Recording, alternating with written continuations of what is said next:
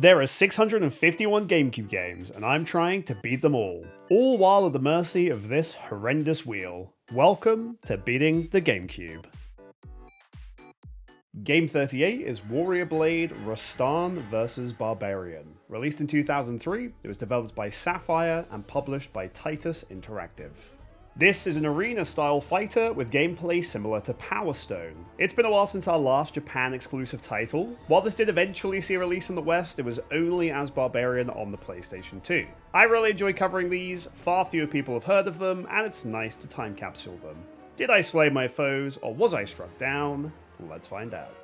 The intro cinematic was actually kind of awesome. It introduces the 11 playable characters, and they looked interesting enough. But the music, oh man, it was epic. I reckon I could take on an army 300 style if I had this swelling orchestra and chanting choir backing me up. Great stuff.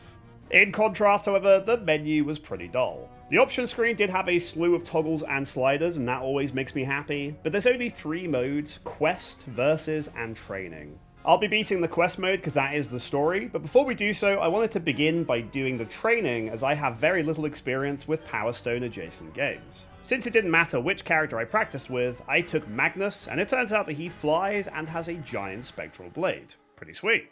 All the fights take place in a 3D arena in which the combatants can move freely. Every character has the exact same combo list, so the execution remains consistent, but each has a unique set of weapons and that wildly changes your results. You have the basics of light and heavy attack buttons, and you can also block or grab. There are more complex mechanics which I'll cover shortly, but the initial gist was quick and easy to learn. With the basics sussed, it was time to begin. First, I needed to select my character, and as I so often do, I asked my community to vote. I like the roster, they all feel unique, and the manual has a backstory for each. It was down to the wire between Keela, the Princess of Argos, and 21, the orphan prisoner. In the end though, Keela was our pick. Between each fight, you get a ton of backstory, and it's conveyed in the most dry way possible. A long text scroll that moves at a snail's pace, and a very boring voice just droning on and on. To summarize though, we all live in Barbaria, and a mysterious man known as Zorg is doing vaguely evil things. Whichever character you pick becomes the hero of prophecy, a barbarian destined to defeat him. Keela specifically wants to avenge her dead father, the King of Argos, by finding the legendary stone Bloodsong, which could stop Zorg and restore her kingdom. A unique system that I was not expecting is character progression. I made a profile that tracks my stats, and winning fights lets you power up. With all that out of the way, it was time for our first battle against Stitch the Undead. Now, despite my brief foray into training, I was severely unprepared for a real opponent. I immediately got destroyed. Stitch has an insane spin-to-win move that seems to last for half an eternity, and going anywhere near him just shredded my HP like nobody's business. I lost the first round in almost no time at all. There isn't really a targeting system in this game, so you need to angle your attacks towards your opponent, and I was finding the movement to be extremely sensitive, so it took me quite a while just to get used to the controls. While we show you me steadily improving, let's talk about the more complex mechanics I alluded to. First, we have objects. Stages are littered with all manner of objects like sticks and crates, or you can even tear off parts of the scenery. These can all be thrown or used to do enhanced melee combos. A really neat added detail is that each character has an inherent strength limit which determines how big of an object you can lift. Stitch, for instance, was happy to rip up huge wooden beams just to clock me with them. The other and much more impactful system is the runes. There are 4 kinds of rune to activate, and they are indicated by a shape next to your HP bar. Landing a sufficiently long combo will activate the square combo rune. The cross-shaped object rune comes from bonking your opponent with those stage objects from before. Throwing your opponent rewards the U-shaped throw rune. And lastly, the triangular counter rune is earned, unsurprisingly, by countering your opponent. Hey, nobody said the names were creative.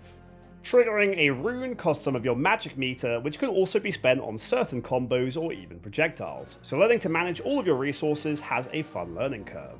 The main rune we need to talk about for this video is Keela's combo rune, Super Shield. I'll let Pastor Amy show you exactly what this baby does.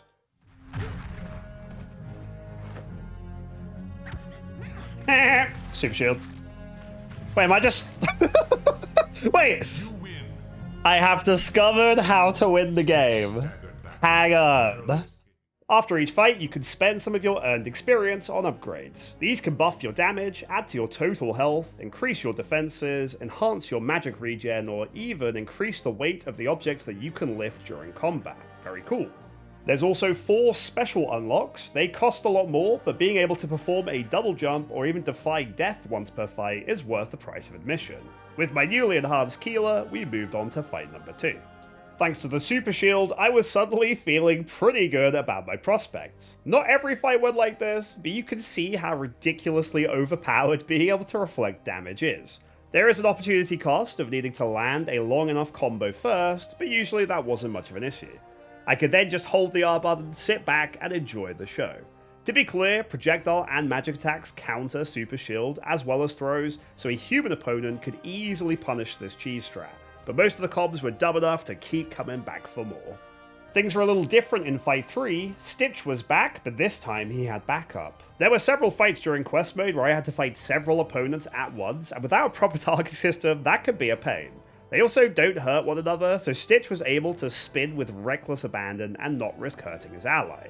Still though, between super shield shenanigans and steadily buffing my stats between each fight, we were schmoovin'. Fight 4 started poorly, with Magnus absolutely clowning on me with some fancy wind magic. His range is also kinda nuts, but then... this guy's kicking my ass! I don't know why I can't use my my spell. That's concerning.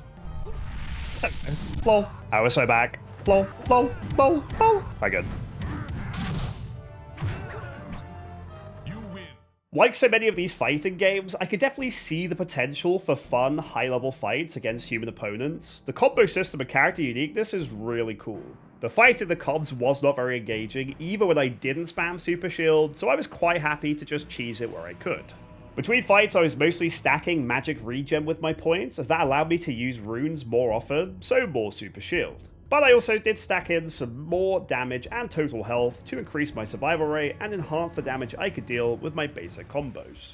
It was time to fight the titular Rastan, and he is one big boy. He was picking up and lobbing stone pillars like they were nothing. He also has a really cool combo rune that doubles his weapon size and massively ramps his damage. Sadly for him, that just increased the damage that I reflected back at him. Rather than totally cheesing every fight, I challenged myself to not use Super Shield in round 2, and that led to me using some pretty cool combos and utilizing the throw button to counter his block. This also let me use some new runes that I previously hadn't, like my throw rune, which causes a massive shockwave. The results were the same though, another win for me.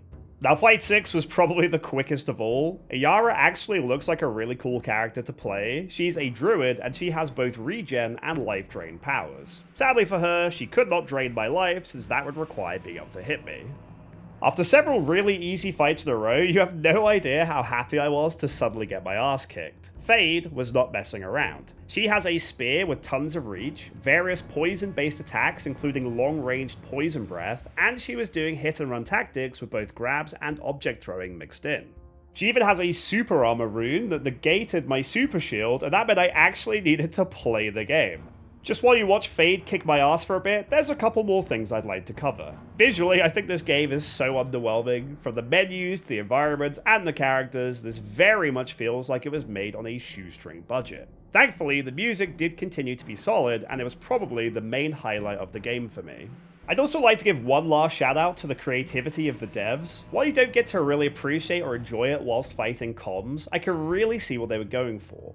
Every character is easy to learn, but with how uniquely they move, execute their combos, and with 4 bespoke rune attacks, they all play wildly differently. Fade has her poison theme, Ayara has her lifesteal, Keeler is all about defense, and Rastan is all about offense. With 11 characters available and a total of 44 rune attacks between them, that's a lot of cool stuff. I did eventually suss out how to beat Fade, and it involved hardly using the super shield. She just has too many options to punish it, and I'm really glad at least one fight put me through my paces. By mixing up my combos, sprinkling in projectile attacks, and engaging in some hit-and-run tactics of my own, I finally took her down, which brings us very close to beating this game. By now, my stats were looking hefty. I had several points in everything, and I'd unlocked a double jump, second wind, and enhanced projectile charging. Thus, we moved on to the last 2 stages before the final boss. We've covered the mechanics and you've seen just about everything the game has to offer, so we'll speed through these last 2 regular fights. Fight A was pretty dumb as it's a 3-on-1, and as established, the opponents don't hurt one another. This can make it really difficult to not get totally dogpiled and stacked out. You could certainly see the comms were getting a little smarter as we went, but compared to Fade, these 3 bozos were nothing. Once I got into the rhythm, and I managed to bait all of them into hitting my super shield, I made light work of them. The last fight was an odd one. I needed to destroy a pillar that would open a magical gate and take me to confront Zorg, and it was protected by Jin. Rather than fight Jin directly, I just needed to attack the pillar until it shattered. This took all of 30 seconds, and with the gateway open, it's final boss time. Finding strength in the memory of her father, Keela entered the magical gate revealed when she destroyed the Pillar of Corruption. Before her stood a mighty golem. It spoke. I am Zog, Princess Keela of Argos. Good old Zog. The gods themselves dare not challenge me. So who are you to think you could do better? I am Zog. Respect me, for I am Zog. Oh god. Okay. Round 1. Alright, Zog's a bit bigger than I was expecting. Fight. Now this was nothing like any previous opponent, and I got absolutely butchered on my first few attempts. Zorg is kinda cracked. He is inexorably moving across a bridge, and he forces you along with him. He has a frankly insane amount of super armor, and with very few windows in which you can deal damage to him.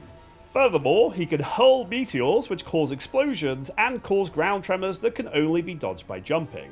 This meant at any time he was attacking, I had to be as far away from him as possible to avoid the fireballs, and jump with good timing to negate the tremors. Then it's a case of going in and doing what little damage you can in the tiny windows between his onslaught. This does eventually cause him to briefly collapse, and then you have to rack up as much damage as possible. Even when I knew what to do, this was really tough. His damage is nuts, and you get very few opportunities to capitalize. What's even worse is that runes are completely disabled during this fight. They took my super shield away, those fiends. After a good 10 minutes of steadily improving my timing as I got pummeled over and over and over again, I did master the timing and I went for the slow and steady approach. We did eventually cross the entire bridge, and I'm unsure if failing to kill him in that time would unleash some sort of enrage attack, but thankfully we didn't have to find out as I dealt the finishing blow, and that caused good old Zorgy to explode. The epilogue is even more of that slow text crawl and yapping combo that we sat through the whole game. But this took it to a whole new level. This was literally 3 straight minutes of dialogue. Tell, don't show, that's what I say. Who needs the first rule of storytelling? TLDR, the narrator has been Zorg this whole time. He can see the future, and he intentionally became evil and killed the king in order to have Keela fulfill the prophecy and save the world. So you see, he had to kill all of those people, otherwise they'd die. But yeah, that, my friends, concludes Warrior Blade Rastan vs Barbarian. Like many of these fighting games, I can see the appeal of playing it with friends, but the single player experience was underwhelming. It took me 50 minutes to beat, and honestly half of that was probably just listening to the narration. I gave this a 3 for difficulty. Fade and Zorg were really tough, but with unlimited continues and my super shield, most of the game was trivial. Enjoyment I gave a 4. There are some cool ideas here, and I didn't have a bad time, but we've covered much better fighting games already. If you made it to the end, then please enjoy a sneak peek at what I'll be playing next time. We spun the horrendous wheel, and we were very excited when it landed on Super Monkey Ball 2. The first game was the winner of our second community vote, and it's been one of my favourites so far. I'd heard a lot of good things about this sequel and how it builds on an already stellar foundation, and it was really cool to see a big ticket game. Don't forget to like and subscribe, and I'll see you for that one. Bye bye.